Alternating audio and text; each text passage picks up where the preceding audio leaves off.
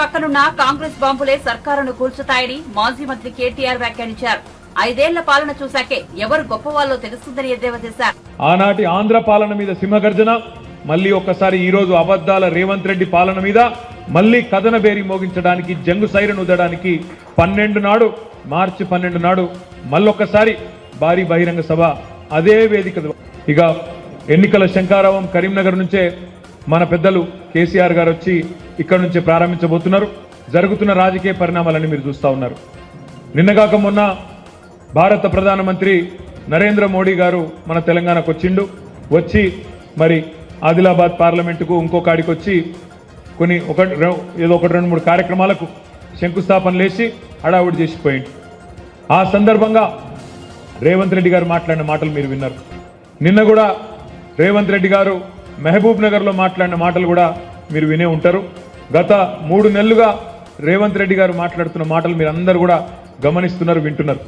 కానీ నాకైతే నిన్న అర్థం కాలేదు. మహబూబ్ నగర్లో ఆ భాషా ప్రయోగము, ఆ ఆవేశంతో ఊగిపోవడము, నోటికొచ్చిన మాటలు, అంటే అధికారంలో ఉండి కూడా ఇంత ఫ్రస్ట్రేషన్ ఎందుకో, ఇంత ఆగమాగం ఎందుకైతుండో నాకైతే అర్థమైతలేదు. మీరు చూసుంటారు నిన్న ఆయన మాట్లాడుతున్నాడు, నేను జేబుల కత్తెర పెట్టుకొని తిరుగుతున్నా, ఎవరన్నా పిచ్చి పిచ్చి పనులు చేస్తే గొంతు గోస్తా, కడుపు జింపుతా, మీ పేగులు మెడలేసుకొని తిరుగుతా. ఇది ఒక ముఖ్యమంత్రి గారు మాట్లాడిన మాటలు. నిన్న మా ప్రభుత్వాన్ని ఏమన్నా చేస్తే మానవ బాంబులైతామని మాట్లాడుతున్నాడు. చాలా విచిత్రంగా అనిపిస్తున్నది నాకు తెలియక అడుగుతా, జేబుల కత్తెరలు పెట్టుకొని ఎవడు తిరుగుతాడే? జేబుల కత్తెర పెట్టుకొని తిరుగుతున్నా అని చెప్తాడు.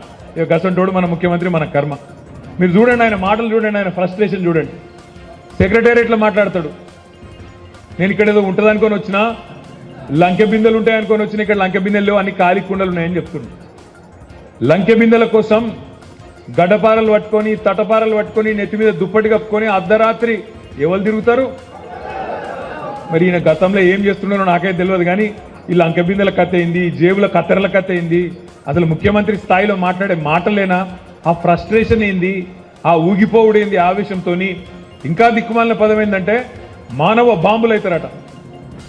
రేవంత్ రెడ్డి గారికి నేను చేసే విజ్ఞప్తి ఒకటే, మానవ బాంబులు ఇవి అవి కాదు, నీ పక్కనే ఉన్నాయి కాంగ్రెస్ పార్టీల బాంబులు.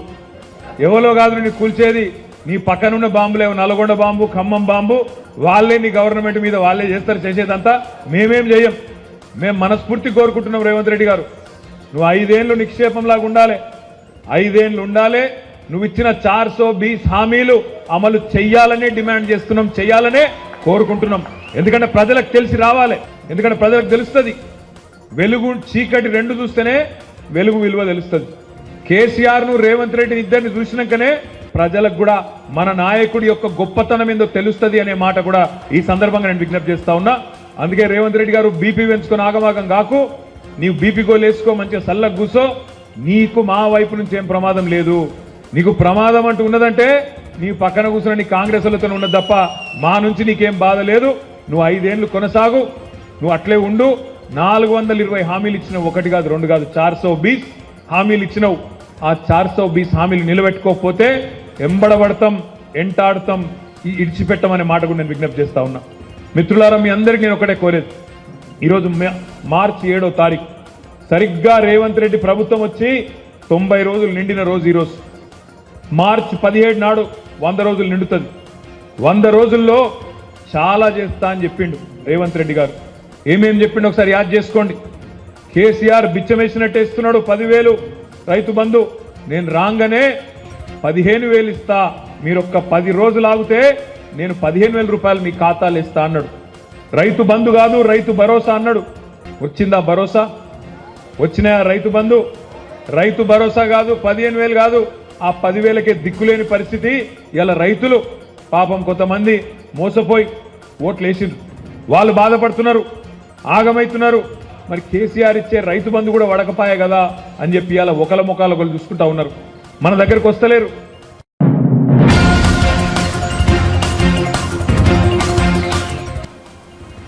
మాజీ మంత్రి కేటీఆర్ కు ముఖ్యమంత్రి రేవంత్ రెడ్డి కీలక సూచన చేశారు. రాష్ట్రానికి కేంద్రం నుంచి రావాల్సిన నిధుల కోసం కేటీఆర్ ఆమరణ నిరాహార దీక్ష చేయాలన్నారు. అందుకు కాంగ్రెస్ కార్యకర్తలు అండగా ఉంటారని సీఎం చెప్పారు. గత ప్రభుత్వం కేంద్రంలో అంటి ముట్టినట్టు ఉండడం వల్లే నిధులు రాలేదని రేవంత్ రెడ్డి విమర్శించారు. కేంద్రంతో స్నేహంగా ఉండాలనే ఉద్దేశంతోనే ప్రధాని మోదీతో పాటు రక్షణ శాఖ మంత్రిని కలిశామన్నారు. రాష్ట్ర అభివృద్ధి కోసం మెట్టు దిగడంలో తప్పేముందని అన్నారు. హైదరాబాద్ లో రామగండం ఎలివేటెడ్ కారిడార్ కు శంకుస్థాపన చేసిన అనంతరం ఆయన మీడియాతో మాట్లాడారు. ఔటర్ రింగ్ రోడ్డు విషయమై కేంద్రం సానుకూలంగా స్పందించిందని చెప్పారు. ఆర్ఆర్ఆర్ కాంగ్రెస్ హయాంలోనే వచ్చిందన్న సీఎం బీఆర్ఎస్ ప్రభుత్వం హయాంలో పబ్బులు గంజాయి డ్రగ్స్ వచ్చాయని దుయ్యబట్టారు. విదేశీ పర్యాటకులు భారతదేశం రావాలంటే హైదరాబాద్ నగరాన్ని పర్యటించకపోతే అది అసంపూర్తి అనుకునే విధంగా ఈ నగరాన్ని అభివృద్ధి చేస్తాం. అందరి సహకారం తీసుకుంటాం. ఎన్నికలు వచ్చినప్పుడే రాజకీయాలు మాకు, ఎన్నికలు ముగిసిన మరుక్షణం అభివృద్ధి మా లక్ష్యము. ఆ అభివృద్ధి కోసం నిర్విరామంగా కృషి చేస్తాం. అది ఎవరనే బేసిజాలు లేకుండా ఎవరితోనైనా సంప్రదిస్తాం, ఎవరి సహకారాన్ని తీసుకుంటాం. రాబోయే రోజుల్లో కంటోన్మెంట్ ప్రాంతాన్ని కూడా నగరంతో పాటు అభివృద్ధి చేసే విధంగా ఆ ప్రాంతంలో ఉన్న తాగునీటి సమస్య కావచ్చు, అభివృద్ధి నిధులు కావచ్చు, నేను ఈ ప్రాంత ఎంపీగా నాకు ఆ సమస్యలన్నీ తెలుసు. కంటోన్మెంట్ బోర్డుకు సంబంధించిన సమస్యల్ని కూడా తప్పకుండా పరిష్కరించే ప్రయత్నం చేస్తాం. ఈ ప్రాంతానికి ఏ అవసరం వచ్చినా అండగా నిలబడి అభివృద్ధి చేయాలన్న ఆలోచనతోటి ఈరోజు ముందుకెళ్తున్నాం. మొన్న ఆయన కేటీఆర్ గారు చెప్తున్నారు, మా కృషి ఫలించింది, రేవంత్ రెడ్డి ఇవి సాధించిండని. తెచ్చింది నేనైతే నీదేందా మధ్యలో? అంటే వాళ్ళు 10 సంవత్సరాలు మేము చేయలేకపోయినాం, కొత్త ప్రభుత్వం వచ్చింది చేసిందని అభినందిస్తే బాగుంటుంది. మా పోరాటం ఫలించిందంటే ఏం పోరాటం అయినా నీ పోరాటం? ట్విట్టర్లలో దిక్కుమాలిన పోస్టులు పెట్టుడే నీ పోరాటమా? ఇంకా కొన్ని కార్యక్రమాలు పెండింగ్ ఉన్న కేంద్రం నుంచి ఇంకా కొన్ని తెచ్చుకోవాల్సిన అవసరం ఉన్నది. మూసీ రివర్ ఫ్రంట్ అభివృద్ధి కోసం మెట్రోకు నిధులు రాలే. మిత్రుడు కేటీఆర్కు నేను సూచన చేస్తున్నా, హైదరాబాద్ నగర అభివృద్ధి కోసం ధర్నా చౌక్లో ఇంద్ర పార్క్ దగ్గర మీరు ఆమరణ నిరాహార దీక్ష చేయండి, మేము సంపూర్ణంగా సహకరిస్తాం. గతంలో కేసీఆర్ గారు చెప్పారు ఒక మాట, కేసీఆర్ చచ్చుడో తెలంగాణ వచ్చుడో అని. ఇప్పుడు కేటీఆర్ గారు కూడా ఆ స్ఫూర్తిని తీసుకొని కేటీఆర్ చచ్చుడో నగరానికి నిధులు వచ్చుడో రెండిట్లలో ఏదో ఒకటి తేలే విధంగా కార్యక్రమాన్ని తీసుకోవాల్సిందిగా ఆయన దీక్ష కూర్చుంటే మా కార్యకర్తలే కంచేసి కాపాడుతుంది. దానికి మా మైనంపల్లి హనుమంతరావు గారిని పూర్తి బాధ్యత. ఎందుకంటే పోలీసులు గిన మళ్ళీ ఆయనను అర్ధరాత్రి పూట దవాఖానకు తరలించకుండా మా హనుమంతన్నకు ఆ బాధ్యత అప్పచెప్తా. వారు చూసుకుంటారు, నిధులు సాధించుడో లేకపోతే వాళ్ళ స్లోగన్ నిజమవుడో ఏదో ఒకటి జరిగే విధంగా ముందుకు వెళ్లాల్సిందిగా కోరుకుంటూ ఇక్కడికి విచ్చేసిన అందరికీ, ముఖ్యంగా అధికారులకు, ఇందులో అధికారుల కృషి చాలా ఉంది. అధికారులందరిని కూడా నేను అభినందిస్తున్నా. అంతే వేగంగా ఢిల్లీ నుంచి అనుమతులు సాధించడం ఎంత కీలకమో ఈ 18.5 కిలోమీటర్ల ఎలివేటెడ్ కారిడార్ను నిర్మించడం కూడా అంతే వేగంగా చెయ్యాలి అని చెప్పి మా అధికారులకు సూచన చేస్తూ మీ అందరి దగ్గర సెలవు తీసుకుంటున్న మిత్రులారా.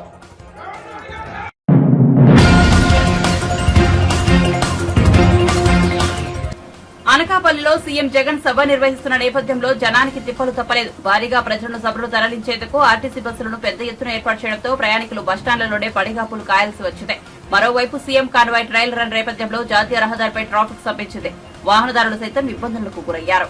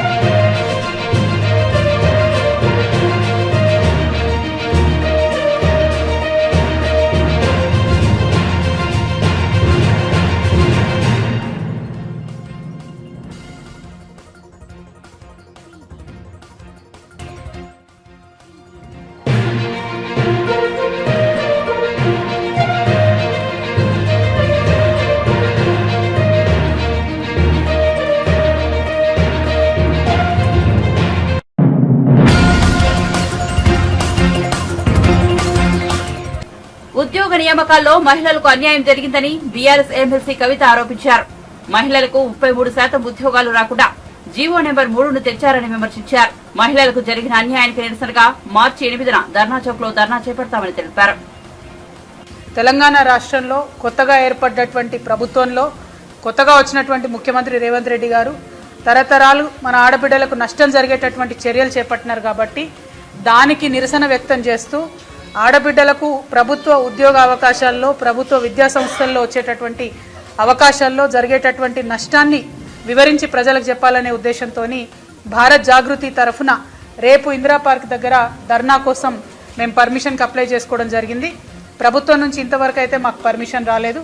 పర్మిషన్ వస్తే ఖచ్చితంగా మన రాష్ట్రంలో ఉన్నటువంటి ఆడబిడ్డలకు అందరికీ కూడా మరి ఎటువంటి నష్టం జరుగుతుంది జీవో 3 వల్ల, దాన్ని రద్దు చేయాల్సినటువంటి అవసరం ఏముందనేటటువంటి అంశాన్ని వివరించి చెప్పాలనేటటువంటి ఉద్దేశంతో మేము ఉన్నాం.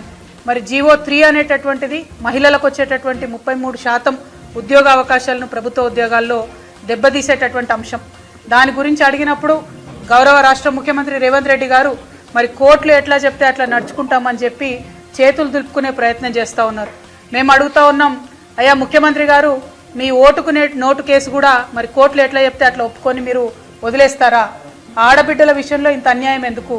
ఓటుకు నోటు కేసులో మీరు బోలెడంత మంది లాయర్లను పెట్టుకొని ఇప్పుడైతే అదే లాయర్లను ప్రభుత్వంలో ప్లీడర్లుగా చేసుకొని ప్రభుత్వం ధనంతోనే మీ సొంత కేసులు మీరు కొట్లాడుతూ ఉన్నారే.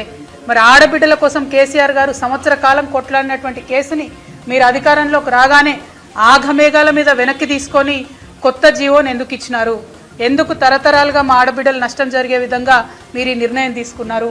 ప్రభుత్వం నుండి నిన్న ఒక చిన్న రిజైండర్ ఇచ్చి వదిలేసినారు. కానీ ప్రభుత్వ సంస్థ చెప్పినట్టుగా women and child welfare department చెప్పినట్టుగా అంత ఈజీ అంశం కాదది. నిన్నగాక మొన్న వచ్చినటువంటి గురుకులాల్లో కూడా 12%కు మించి రిజర్వేషన్ మీరు ఆడబిడ్డలకు ఇవ్వలేకపోవడం అన్నదే పెద్ద రుజువు. జీవో 3 అనేటటువంటిది తీరని నష్టం ఆడబిడ్డలకు చేస్తుంది. కాబట్టి దాన్ని తక్షణమే వెనక్కి తీసుకోవాలనే డిమాండ్ని మేము చేస్తూ ఉన్నాం.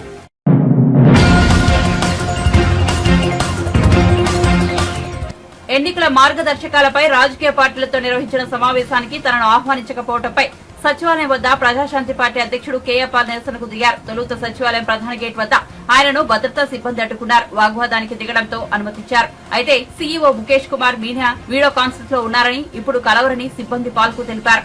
దీంతో ఆయన 5వ బ్లాక్ మెట్ల వద్దే కూర్చొని నిరసన వ్యక్తం చేశారు. రాజకీయ పార్టీలతో నిర్వహించిన సమావేశానికి తనను ఎందుకు ఆహ్వానించలేదని ప్రశ్నించారు. ఇవాళ ఏపీ హైకోర్టులో ఆర్గ్యూ చేశాను. నాకు అపాయింట్మెంట్ అవసరం లేదు. ఎలా లేదంటారు? అందరికి ఉంది.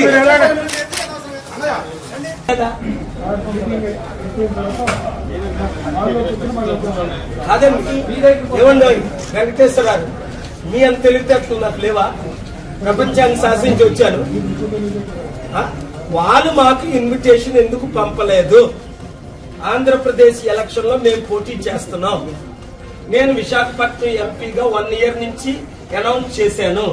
నాకు ఇన్విటేషన్ ఎందుకు పంపలేదు అని అడిగేసి శాంతియుతంగా అడుగుతామంటే మీరు వెయిట్ చేయమన్నారు లోపట. నేను వెయిట్ చేస్తుంటే ఇప్పుడు బయట ఉండమంటారు. ఇప్పుడేమో రిసెప్షన్కి వెళ్ళమంటారు. ఒకరేమో ఫోన్ చేసి అడగమంటారు. What is this? అఫీషియల్ ఎవరో చీఫ్ ఎలక్షన్ ఆఫీసర్ కాకపోతే డిప్యూటీ చీఫ్ ఎలక్షన్ కలవాలి కదా, 1 మినిట్ మాట్లాడాలి కదా. ఫోన్లు బయట పెట్టమంటే ఫోన్లు బయట పెడతాం. నన్ను ఒక్కరినే కలుస్తానంటే నేను ఒక్కరినే వెళ్తాను. ఇక్కడ ఉండొద్దు అంటే మీరు నన్ను అరెస్ట్ చెయ్యాలి. ఈ రోజు మా మీటింగ్ కి వాళ్ళ మీటింగ్ మీడియా రిపోర్టర్లు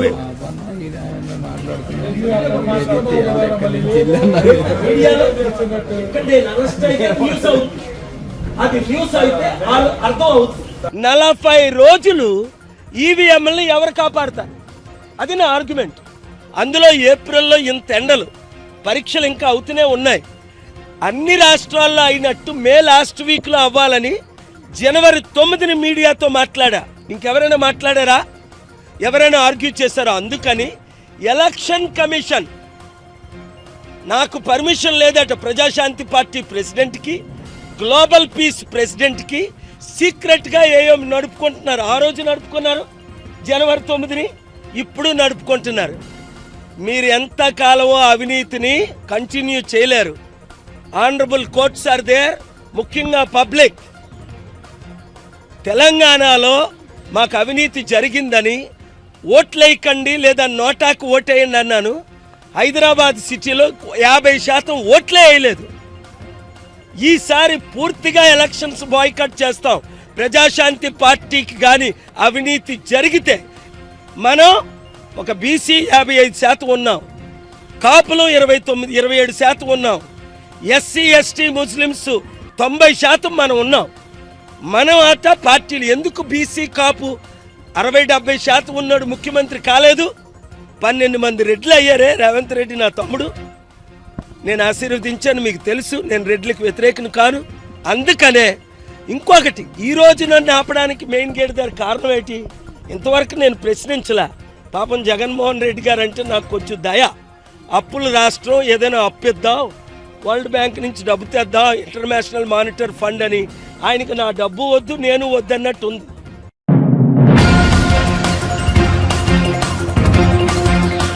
నెల్లూరు లోక్సభ స్థానం నుంచి వైసీపీ రాజ్యసభ సభ్యుడు విజయసాయిరెడ్డి పోటీ చేస్తున్న సంగతి తెలిసిందే. ఈ నేపథ్యంలో టీడీపీ నేత కోటంరెడ్డి శ్రీధర్ రెడ్డి మీడియాతో మాట్లాడుతూ విజయసాయిరెడ్డి 3 లక్షల ఓట్ల తేడాతో ఓడిపోబోతున్నారని జోషం చెప్పారు. విజయసాయి నిర్వహించిన నెల్లూరు ఆహ్వాన కార్యక్రమం అటర్ ఫ్లాప్ అయిందని ఎద్దేవా చేశారు. మాజీ మంత్రి అనిల్ కుమార్ యాదవ్ నర్సారావుపేటలో ఎంపీగా గెలవలేరని కోటంరెడ్డి చెప్పారు. అనిల్ డూపుల సంఘానికి అధ్యక్షుడని, ఆయన ఒక నయా బందిపోటు అని పేర్కొన్నారు. సీట్ ఇప్పించిన ఆనం వివేకానంద రెడ్డిపైనే అనిల్ తిరగబడ్డాడని, విశ్వాసం లేకుండా ఆయన్నే బెదిరించాడని మండిపడ్డారు. అనిల్ లెక్కలను ప్రజలే సరిచేస్తారని చెప్పారు. నెల్లూరు నుంచి వేమిరెడ్డి ప్రభాకర్ రెడ్డి ఎంత మెజార్టీతో గెలుస్తారో, నర్సారెడ్డిపేటలో అంతే మెజార్టీతో అనిల్ ఓడిపోతారని అన్నారు. నువ్వు ద్రోహం చేయలేదని అడుగుతున్నా. వివేకానంద రెడ్డి గారికి నువ్వు చేసింది నమ్మక ద్రోహం కాదా అని అడుగుతూ ఉన్నా. వివేకానంద రెడ్డి గారికి నమ్మక ద్రోహం చేసి నువ్వు ఏ విధంగా తర్వాత ప్రవర్తించావు? ఆఖరికి వివేకానంద రెడ్డి ఇంటి మీదకే వస్తానని చెప్పని విలేకరుల సమావేశం పెట్టి నీ ఇంటి మీదకే వస్తాను, పొయ్యేదిలే పెట్టేదిలే. ఎందుకంటే అనిల్ దగ్గర మాటలు ఫుల్లు, మ్యాటర్ నిల్లు. అనిల్ కుమార్ యాదవ్ దగ్గర మాటలేమో ఫుల్లు, మ్యాటర్ నిల్లు. మరి అనిల్ రాజకీయాల్లో భేదాలతో పార్టీలు మారటం సర్వసహజం. నీ పక్కన వేదిక మీద కూర్చుండే వ్యక్తులే ఎన్నిసార్లు పార్టీలు మారారో అందరికీ తెలుసు. పార్టీలు మారటం నమ్మక ద్రోహం అయితే, మహాతల్లి సోనియా గాంధీ మీ తండ్రి జగన్ గారి తండ్రి వైఎస్ రాజశేఖర రెడ్డి గారికి ముఖ్యమంత్రి ఇచ్చింది 1-2 సార్లు. ఎందుకంటే వైఎస్ రాజశేఖర రెడ్డి గారు కాంగ్రెస్ పార్టీ కోసం కష్టం చేశారు. ప్రజల్లో వైఎస్ రాజశేఖర రెడ్డి గారు కాంగ్రెస్ పార్టీని బలంగా తీసుకెళ్లారు. ఆ యొక్క కష్టాన్ని సోనియా గాంధీ గారు గుర్తించి ముఖ్యమంత్రిని చేశారు. వైఎస్ రాజశేఖర రెడ్డి గారు ముఖ్యమంత్రి కావటమే కాకుండా జగన్మోహన్ రెడ్డి గారికి ఎంపీ టికెట్ కూడా ఇచ్చారు. మరి వైఎస్ రాజశేఖర రెడ్డి గారు మరణించిన తర్వాత ఇదే వైఎస్ జగన్మోహన్ రెడ్డి గారు, నా ఒంట్లో ఉండేది కాంగ్రెస్ పార్టీ రక్తం, నా ఒంట్లో ఉండేది కాంగ్రెస్ పార్టీ రక్తం, నాకు తల్లి లాంటిది సోనియా గాంధీ, నాకు తల్లి లాంటిది సోనియా గాంధీ అని లేఖ రాసి సోనియా గాంధీకి విధేయత ప్రకటించి, ఆ తర్వాత రాజకీయంగా మీకు ముఖ్యమంత్రి పదవి ఇవ్వలేదని కాస్త వేచి చూడమన్నారని చెప్పని ఆ రోజు మొత్తం కూడా కాంగ్రెస్ పార్టీని నివేదించి అదే సోనియా గాంధీని కన్న తల్లి అని చెప్పిన సోనియా గాంధీని ఇటాలియన్ బొమ్మ అని చెప్పి, ఇటాలియన్ మాఫీ డాన్ అని చెప్పి మాట్లాడారే. మరి మేము పార్టీ మొత్తం ద్రోహం చేసినట్టయితే, ద్రోహును అయితే జగన్ గారు కూడా ద్రోహ? అనిల్, సూటిగా స్పష్టంగా సమాధానం చెప్పు.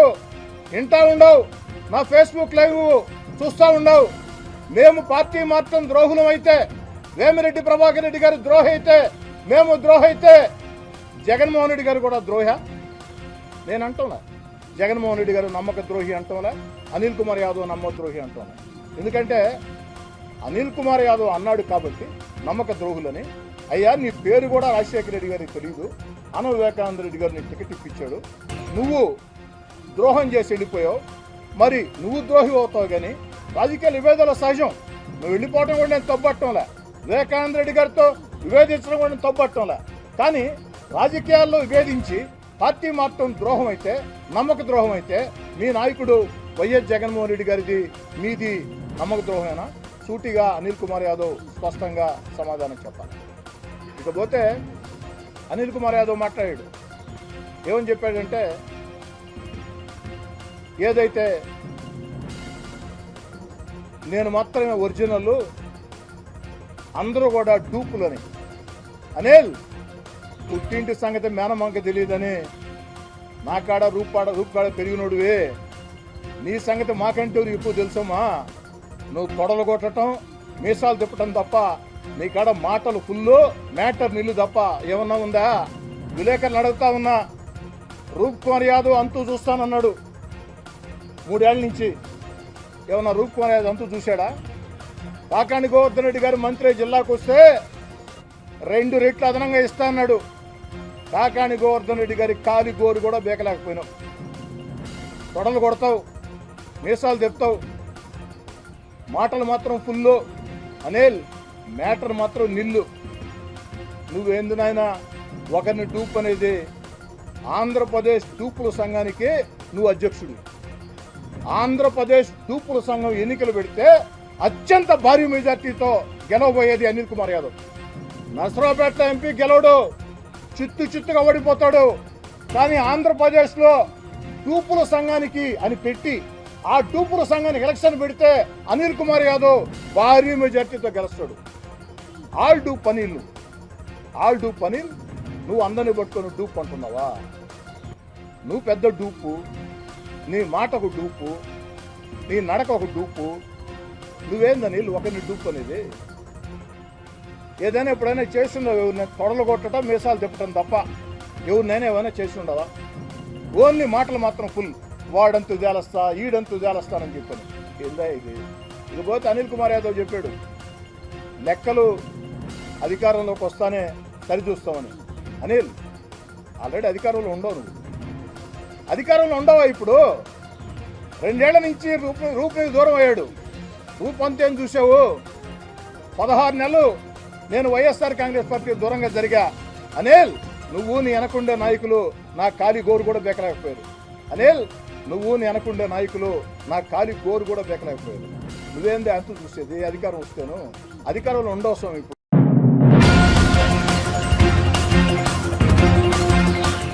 రాష్ట్రాన్ని అన్ని రంగాల్లో ముందుంచిన ఘనత కేసీఆర్ ప్రభుత్వానిదని మాజీ మంత్రి హరీష్ రావు అన్నారు. సీఎం రేవంత్ ఓట్లు సీట్లు అనే విధంగా కాకుండా ప్రజలకు పనికి వచ్చే పనులు చేయాలని హితో పలికారు. పాలమూరు వేదికగా రేవంత్ రెడ్డి చేసిన వ్యాఖ్యలను ఖండించారు. సంగారెడ్డిలో ఏర్పాటు చేసిన మీడియా సమావేశంలో ఆయన మాట్లాడారు. కాంగ్రెస్ పార్టీ లోపాలు, పాలమూరు పాలిట శాపాలు, ఆ పెండింగ్ ప్రాజెక్టులను రన్నింగ్ ప్రాజెక్టులుగా మార్చి ఇవాళ పాలమూరు జిల్లాను పచ్చబడగొట్టింది కేసీఆర్ గారు. పాలమూరు జిల్లాలకు వలసలు వాపసు వచ్చినాయంటే అది కేసీఆర్ గారి కృషి. అటువంటి కేసీఆర్ గారిని తిట్టడం, విమర్శించడం అనేటువంటిది అవివేకం. దాన్ని మేము తీవ్రంగా ఈరోజు ఖండిస్తా ఉన్నాం. అసెంబ్లీలో మాట్లాడుతూ నా తండ్రి చనిపోతే స్నానం చేయడానికి నీళ్లు లేకపోతే నెత్తి మీద నీళ్లు జల్లుకొని పోయినా అని చెప్పి స్వయంగా రేవంత్ రెడ్డి గారే శాసనసభలో చెప్పారు. ఆ పరిస్థితికి కారణం ఎవరు? ఆ టైంలో ఎవరు అధికారంలో ఉన్నారు? కాంగ్రెస్ పార్టీ అధికారంలో ఉంది. మీ హయాంలో పాలమూరు ప్రాజెక్టులను కాగితాలకు పరిమితం చేసినారు. కానీ కేసీఆర్ గారు పాలమూరు కరువును పారదోలే విధంగా పెండింగ్ ప్రాజెక్టులను రన్నింగ్ ప్రాజెక్టులుగా మార్చి సాగునీరు అందించారు. 30 ఏళ్లలో మీరు 13,000 ఎకరాలకు నీళ్లు ఇస్తే మా హయాంలో 3,07,000 ఎకరాలకు కల్వకుర్తి ప్రాజెక్టు కింద నీళ్లు అందించాం. గొంతు పెద్దగా చేసి కేసీఆర్ గారి మీద దాడి చేసే ప్రయత్నం చేస్తా ఉన్నారు మీరు. బట్ పాలమూరు ప్రజలకు తెలియదా? నీళ్ళు వచ్చింది, పంట పండింది, పాలమూరు ప్రజలకు అనుభవంలో ఉంది కదా. పాలమూరు జిల్లాను ఇలా ముందుకు తీసుకుపోయింది కేసీఆర్ గారు.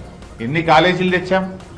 5 మెడికల్ కాలేజీలు శాంక్షన్ ఇచ్చాం, 5 నర్సింగ్ కాలేజీలు శాంక్షన్ ఇచ్చాం, జేఎన్టీయూ ఇంజనీరింగ్ కాలేజ్ పెట్టాం, అగ్రికల్చర్ ఇంజనీరింగ్ కాలేజ్ పెట్టాం, హార్టికల్చర్ కాలేజ్ పెట్టాం, పాలిటెక్నిక్ కాలేజీలు పెట్టాం, ఎన్నో డిగ్రీ కాలేజీలు, రెసిడెన్షియల్ డిగ్రీ కాలేజీలు తెచ్చాం. అరే మీ హయాంల కనీసం ఒక్క ప్రభుత్వ మెడికల్ కాలేజ్ పెట్టిందా ఉమ్మడి మహబూబ్నగర్ జిల్లాలో? ఒక్క నర్సింగ్ కాలేజ్ అయినా పెట్టారా మీ పాలనలో? ఒక్క మెడికల్ కాలేజ్ తెలియ మీ ముఖానికి. నిజంగా మీకు చేతనైతే మీకు పాలమూరు ప్రజల మీద ప్రేమ ఉంటే మా ప్రభుత్వం ప్రారంభించి 80% పూర్తి చేసిన పాలమూరు రంగారెడ్డి ఎత్తిపోతల పథకానికి యుద్ధ ప్రాతిపదికన కాలువలు తవ్వండి, ఏడాదిలోగా ఆ కాలువల్లో నీళ్లు పారించాలని చెప్పి మీ చిత్తశుద్ధి నిరూపించుకోవాలని చెప్పి నేను కోరుతా ఉన్నా. రేవంత్ రెడ్డి గారి భాష కూడా ఒక రకంగా తనను తాను తక్కువ చేసుకుంటున్నాడు. ఎందుకంటే పేగులు మెడలు వేసుకొని తిరుగుతా అని అంటున్నాడు. పేగులు మెడలు వేసుకొని ఎవరు తిరుగుతారా? మనుషులు తిరుగుతారా? రాక్షసులు తిరుగుతారా? ఎవరు తిరుగుతారు? అది ఒక ముఖ్యమంత్రి మాట్లాడే భాషన? రాజ్యాంగబద్ధమైన పదవిలో ఉండేటువంటి వ్యక్తి మాట్లాడేటువంటి భాషన ఇది? అంటే పడిగట్టు పదాలతోనో పరుష పదజాలంతో పాలన చేస్తా అంటే కుదరదు. నీ పౌరుషాన్ని పాలనలో చూపించు, ప్రగతిని పరుగులు పెట్టించు, అంతే తప్ప ఇంకా నువ్వేదో ప్రతిపక్ష నాయకుడిగా ప్రతిపక్షంలో ఉన్నట్టు రెచ్చగొట్టేటువంటి వ్యాఖ్యలు చేయడం ద్వారా పాలన జరగదనేటువంటి విషయాన్ని గుర్తుపెట్టుకో. ఇంకోటి కూడా ఆయన ప్రతిసారి కూడా మేము ఒకటే కోరుతున్నాం, నిజంగా నువ్వు మంచి పేరు తెచ్చుకోవాలంటే ఈ వల్గారిటీ కాదు. నువ్వు మంచి పేరు తెచ్చుకోవాలంటే మాకంటే బాగా పనిచేయి, మాకంటే ఎక్కువ కాలేజీలు పెట్టు, మాకంటే ఎక్కువ సాగునీరు తీసుకురా, ప్రజలకు దగ్గరగా ఉండి పనిచేసి మంచి పేరు తెచ్చుకో. కానీ చిల్లర మల్లర భాష మాట్లాడి ఆ పదవి యొక్క గౌరవాన్ని తగ్గించని చెప్పి నేను ఆయన కోరుతా ఉన్నా. ప్రతిసారి నా హైట్ గురించి కూడా మాట్లాడుతుంటాడు, నా ఎత్తు గురించి ఆయన మాట్లాడుతూ ఉంటాడు. ఇప్పుడు నేను ఆయన హైట్ గురించి మాట్లాడితే మర్యాద ఉంటుందా? నాకు మాట్లాడరాకనే ఏంది? నాకు కూడా మాట్లాడచ్చు, కానీ ఏంటంటే నాకు కొన్ని విలువలు ఉన్నాయి.